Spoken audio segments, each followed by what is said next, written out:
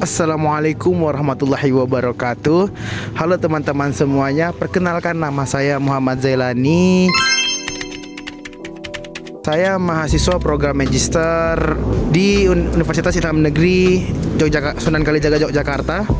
Ya, jadi saya di sini ingin membedah buku dari salah satu tokoh di Indonesia, yaitu Profesor Dr. Muhammad Syuhudi Ismail.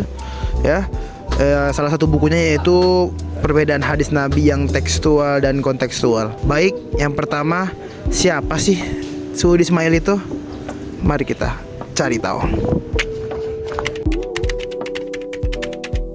Siapa sih Syuhudi Ismail itu? Sebelum mau kita ke isi buku, kita harus cari tahu dulu siapa itu Syuhudi Ismail. Profesor Dr. Haji Muhammad Syuhudi Ismail adalah seorang cendekiawan muslim, ahli ilmu hadis dan dosen di Universitas Negeri Syarif Hidayatullah Jakarta ya. Beliau dikenal karena pendekatan ilmiahnya yang seimbang antara akli dan akli, antara teks dan konteks dalam dunia akademik. Syuhudi Ismail dianggap pelopor pemikiran metodologi hadis yang rasional dan relevan dengan realitas sosial. Baik, tadi itu pengenalan singkat mengenai siapa tokoh kita, siapa Syuhudi Ismail itu. Sekarang kita akan menuju bukunya. Salah satu karyanya yaitu Hadis Nabi yang Tekstual dan Kontekstual, membahas bagaimana seharusnya kita memahami hadis Nabi Muhammad SAW. Syuhudi membagi pemahaman hadis menjadi dua pendekatan. Yang pertama yaitu pendekatan tekstual. Apa sih itu pendekatan tekstual? Pendekatan tekstual yaitu pemahaman hadis secara literal, sesuai bunyi teks tanpa mempertimbangkan konteks sosial, budaya, dan historis. Sedangkan pendekatan kontekstual yaitu pendekatan yang mempertimbangkan latar belakang turunnya hadis, kondisi sosial masyarakat saat itu, dan tujuan syariat. Contoh, hadis tentang melarang wanita berpergian sendirian. Jika dipahami secara tekstual, maka berlaku mutlak. Tapi secara kontekstual, larangan itu ada karena kondisi keamanan zaman Nabi dalam konteks hari ini dengan transportasi aman dan independen perempuan, tafsirnya bisa berbeda. Karena apa? Karena di zaman Nabi pada zaman dahulu, karena kurangnya transportasi dan independensi itu kurang, makanya bisa jadi berbahaya, makanya ada larangan untuk wanita berpergian sendirian. Nah, selanjutnya, mengapa penting memahami hadis secara kontekstual? Karena Islam bukan agama statis. Benar, Islam bukan agama statis. Ia hidup dan berkembang dalam ruang dan waktu. Semakin berkembangnya zaman, semakin berkembang pula Islam.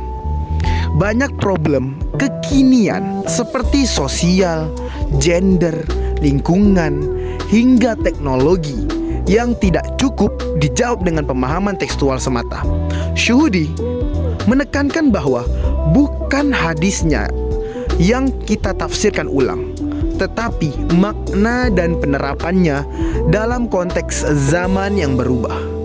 Inilah yang disebut ijtihad kontekstual. Bukan untuk mengganti ajaran Nabi, tapi untuk menjaganya tetap relevan dan bijaksana. Dalam bukunya, Syuhudi Ismail mengkritik keras para pemikir yang memaksakan semua hadis dipahami secara literal tanpa mempertimbangkan konteks. Menurut Syuhudi Ismail, hal ini menyebabkan distorsi makna ajaran hadis, ketertinggalan umat dalam menjawab isu-isu kontemporer, bahkan bisa menimbulkan fanatisme buta terhadap pemahaman tertentu, pemahaman tekstual yang berlebihan. Kata beliau, bisa membutakan akal dan mengabaikan nilai-nilai rahmatil lil alamin dari ajaran Islam. Di zaman sekarang, di zaman saat ini, di zaman teknologi saat ini, buku ini sangat relevan. Saat banyak perdebatan soal hukum Islam, pemakaian hadis di media sosial, hingga perbedaan pandangan antara ulama, Pendekatan Syuhudi Ismail menjadi jembatan penting. Ia mengajarkan kita untuk berpikir kritis, ilmiah dan adil dalam memahami sabda Nabi. Bukan sekedar ikut-ikutan, tetapi memahami dengan nalar dan nurani. Buku hadis yang tekstual dan kontekstual mengajak kita untuk melihat Islam sebagai agama yang luhur dan kontekstual. Agama yang hidup di umat hati umat, bukan sekedar di lembaran kitab. Baik, mungkin hanya ini yang dapat saya sampaikan, yang dapat saya simpulkan mengenai buku Profesor Dr. Haji Muhammad Syuhudi Ismail mengenai perbedaan hadis Nabi yang tekstual dan kontekstual. Karena di zaman saat ini banyak sekali orang yang salah menafsirkan hadis. Jadi buku ini sangat membantu kita untuk menjembatani perbedaan hadis Nabi yang tekstual dan kontekstual mengikuti perkembangan zaman.